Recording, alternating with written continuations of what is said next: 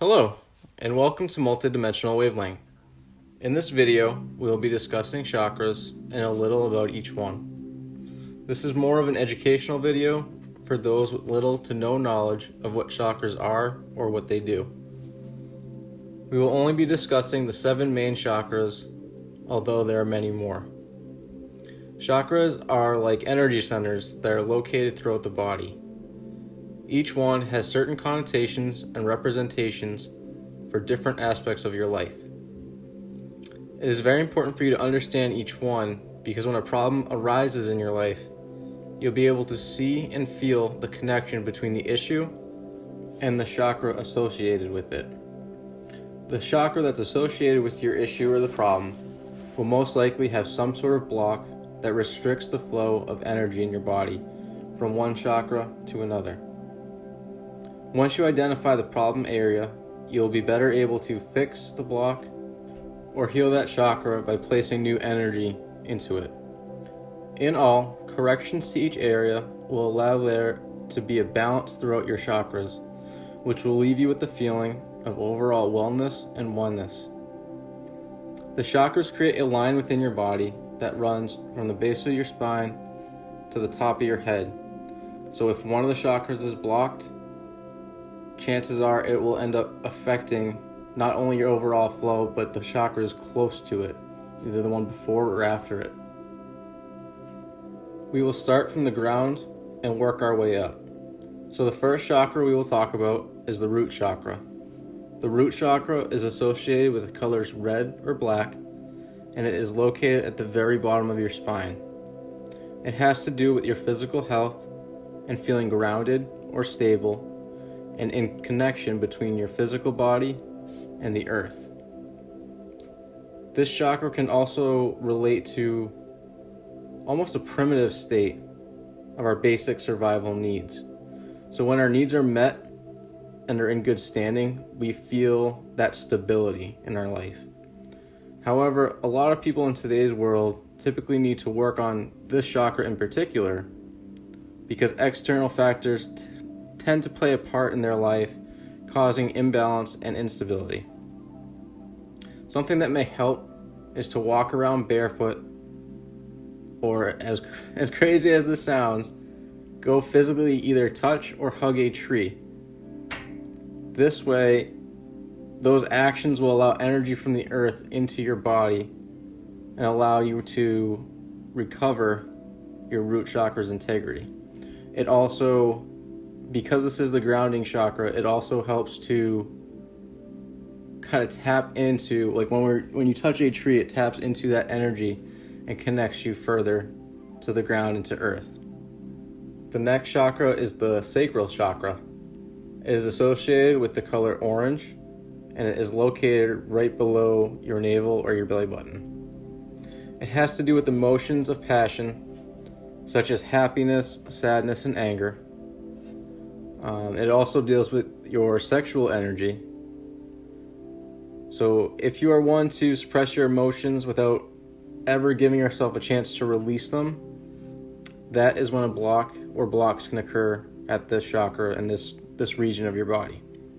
And the same goes for if you repress any of your sexuality and you don't allow a form of release of that energy, that also builds up and can cause a blockage. Something that can help to unblock this chakra is definitely movement. Movements such as dancing and walking can help move that stuck energy by kind of wiggling through so that the energy can flow to the next chakra. To me, it kind of reminds me of if there's a pipe that's clogged and somebody goes to unclog it with something, that agitation and that movement within kind of helps that clog to become unstuck or to move along through the pipe. And the same goes for movement throughout your body, where as you move, you're allowing that energy to flow from one chakra to the other. But not only does movement help, but doing certain other activities that you love and find enjoyable, really any kind of thing where you do have a little bit of movement, but it also allows for expressions of emotions to come out, that will definitely help your sacral chakra. The third chakra is the solar plexus chakra. It is associated with the color yellow and is located a couple inches above your navel or your belly button. It has to do with self-perception of one's worth and drive. This one can be a bit of a balancing act, as the stronger ours is, the more overpowering or intimidating you might feel to others. At the same time, if we allow energies within the chakra to diminish, then not only may you experience kind of self-doubt, but you'll most likely be one to let others walk all over you. Some things that you can do to balance the chakra with the appropriate amount of energy is by working on your self-image and your self-esteem through affirmations. Daily affirmations can help to strengthen your confidence, which would allow you to set personal boundaries between you and others. It may also be beneficial to set goals for yourself and to push yourself to achieve them. Starting off smaller, with smaller, more attainable goals, can help build up momentum for setting larger and more of a long-term goal. Either way, if you set the intention to go out and do something and work even a little bit towards achieving it, your solar plexus chakra will definitely thank you. The next chakra is the heart chakra. It is associated with the color green and is located exactly where you think it would be located. So right at your heart. It has to do with relationships in your life, even the love that you hold for yourself. This chakra can become blocked when we hold on to hurt or grief that we perceive others have caused us. If that happens, it is very important to work on releasing things from your past and past hurts, shedding yourself of any unwanted or negative emotions that will allow for more space to eventually be filled with love and joy. It always pays to show love and gratitude towards every being around us, whether it's a person beside you or an ant at your feet. Let love pour from your heart chakra, and just as you give compassion to life around you, you will receive similar energies from those beings. This exchange of higher frequency energy is what will lead you to have healthier relationships with all life around you. The fifth chakra is the throat chakra. And it's similar to the heart. It's exactly where you think it would be located, right at the throat. It is associated with the color blue, or like a light blue, and it deals with our ability to communicate with others. Not only does this include speaking, but the ability to listen as well. People tend to have blocks in this chakra when they suppress their voice and don't speak their truth. When our throat chakras are in balance, we are able to speak about what truly resonates with us from the heart and the mind. We also start to listen to others with ease and while also being open-minded. Tone of voice is a great indication of one's state of their throat chakra. For example, that is why it may seem as if I speak sometimes in a monotone tone.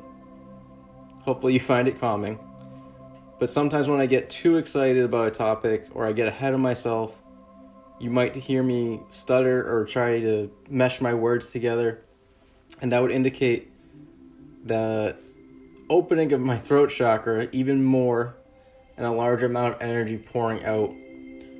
Likewise, those that are very soft-spoken indicates that there's a lack of energy in their throat chakra. Singing and speaking, as well as reciting mantras, or kind of going back to the affirmations, you can verbally speak affirmations to yourself that can help to replenish and balance the energy within your throat chakra. It could also be beneficial to write or do some journaling as those are just written forms of expression of your voice. The next chakra is the third eye chakra, and it's sometimes referred to as the brow chakra. It is associated with the colors indigo or dark purple and is located in the center of your forehead. Although through experience, sometimes you may feel a pressure or the activation of your third eye almost anywhere within your forehead region. It kind of depends person to person or situational as well. So this chakra relates to our thoughts and ideas or perceptions that stem from them. People who are closed-minded or stuck in their thought of a subject typically need to replenish the energy to this chakra, while those who have too much energy tend to overanalyze and overthink things. And that's how that too much energy is caused because of a block where that energy can't flow to the next chakra that we'll be talking about. So for those trying to find a balance with their third eye chakra, it can help to examine a thought right after it comes to mind, and then figuring out if the thought that you just had actually resonates with you, or it is just something that popped up from an older way of thinking. This way, little by little, you can start to reprogram your thoughts to a more true way of thinking, or a more progressive way of thinking. And over time, thoughts should become clearer and resonate very strongly with you. Putting yourself into new situations where you become exposed to new ideas and thoughts is also very beneficial, as it'll open you up to more experiences to figure out what thoughts resonate with you and which ones don't, which will ultimately put you more in tune with your personal thoughts and the way you think. The seventh chakra, and the last chakra that we'll be talking about, is the crown chakra. It is associated with the colors light purple and white, and it is located at the very top of your head. Just as our root chakra allows connection between us and the earth below our feet, the crown chakra allows connection between us and the divine energy from Source or God. When there is a balance of energy in the crown chakra, a person is confident in the possibilities in front of them and can be filled with a sense of connection to consciousness and faith. Someone who lacks sufficient energy here would feel pretty much the exact opposite, like there's a disconnect and that there would be a lack of faith. If you ever feel like you need to work on this chakra, it definitely helps to meditate or participate in some form of worship. You should be in good standing as long as you occasionally think about the endless possibilities in front of you while having a positive mindset. With having covered and touched a little upon each chakra, I hope that you can see how not only they connect to each other and the aspects of our lives, but how important it is to constantly work on them so that there is an overall balance of energies within us. It may help to think of us as conduits between Source and Earth as we allow the energy to flow through us from one to another. We are each vital links between the divine and physical realms. Our role in the connection is one filled with a wide variety of emotions, thoughts, and experiences. It is an amazing journey to be part of and something that should be cherished. Our chakras and how we manage them as individuals determines how our individual journeys go and our impact on the connection strength between realms and dimensions. That is going to do it for this video. Hopefully you found this information helpful and it leads you to a more successful and balanced life. You now have some basic knowledge and tools of how to change your life for the better. Please practice the tips and tricks, and if they help to bring balance to your life, please share the good news in the comments below.